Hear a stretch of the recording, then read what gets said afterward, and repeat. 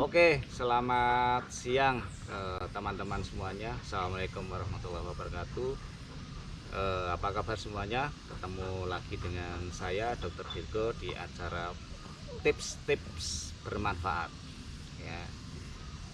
Hari ini saya ingin menyampaikan satu tips sederhana, tetapi sangat penting sebenarnya bagi kelangsungan kesehatan dari peliharaan teman-teman sekalian. Yang pertama adalah yang ingin saya bahas adalah seringnya pasien ya, atau peliharaan yang dimiliki oleh owner ya, itu yang menderita patah tulang, tetapi kemudian asal-asalan dibawa ke tempatnya dokter hewan. Nah, mengapa ini menjadi satu hal yang perlu saya garis bawahi? Karena sebenarnya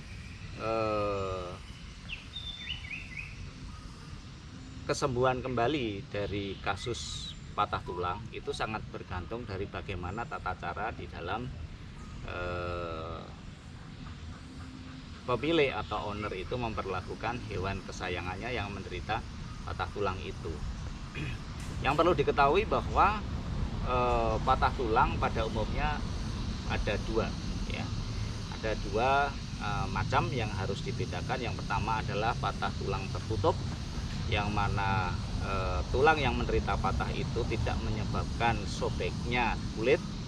Sementara yang kedua adalah patah tulang terbuka yang mana patahannya itu sangat tajam dan kemudian bahkan sampai merusak jaringan dan menembus kulit. Nah, untuk yang patah tulang tertutup, tips saya adalah yang pertama, kalau owner itu berani, maka perlakuan yang harus dilakukan adalah membandage atau membalut bagian yang patah itu, disertai dengan spalak, atau kita boleh pasang ranting atau penggaris atau apapun yang ditemukan di rumah untuk menahan bagian yang patah, kemudian dibalut. Nah, setelah itu hewannya dimasukkan ke kandang. Nah, kandang yang dipakai sebagai tempat itu adalah kandang yang tidak boleh terlalu besar ya, sehingga kemudian hewannya itu tidak bergerak ke sana dan kemari.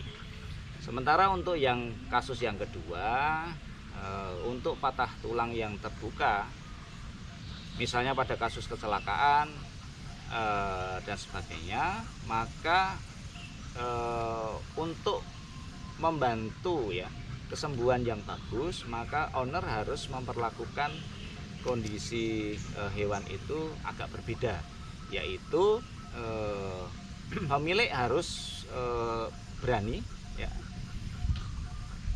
Dalam konteks ini keberaniannya adalah harus membantu dokter sebelum melakukan penanganan, yaitu dengan cara mencuci ya, mencuci tulang yang tersembul tadi atau yang menyembul tadi, yang merobek jaringan, dengan larutan infus NaCl fisiologis atau NaCl 0,9% yang bisa dibeli di apotek ya. Tinggal bilang saja sama orang apotek, minta NaCl fisiologis, dia akan kasih. Larutan ini steril dan bagus sekali karena sangat ideal untuk menjaga kelangsungan kehidupan daripada jaringan. Nah, kemudian yang kedua, beli perban yang steril atau kasa steril untuk menutup luka daripada bagian yang sobek. Nah, caranya yang pertama adalah tulangnya dicuci dengan larutan infus tadi sebersih-bersihnya, karena sebenarnya yang harus diketahui, begitu tulang itu menyembul keluar, maka jutaan bakteri akan menempel di situ, menyebabkan infeksi dan bisa menyebabkan peradangan hebat, bahkan sampai dengan kegagalan di dalam konteks kesembuhan dari hasil operasi oleh dokter yang ada di rumah sakit. Nah, oleh karena itu dicuci dengan NaCl sebersih-bersihnya, kemudian segera ditutup ya, kemudian dibebat, masukkan kandang dan segera dibawa ke dokter. Nah, jangan pernah menunda ya langkah untuk membawa ke dokter ini karena sebenarnya makin cepat untuk ditangani seorang dokter, maka hasilnya pasti akan baik. Ya, jangan tunda. Ya, itu termasuk tips yang harus diperhatikan. Nah, itu saja yang ingin saya sampaikan di dalam kesempatan berbagi tips siang hari ini. Mudah-mudahan bermanfaat dan sampai ketemu lagi pada tips-tips yang lain. Wassalamualaikum warahmatullahi wabarakatuh. Sampai ketemu lagi.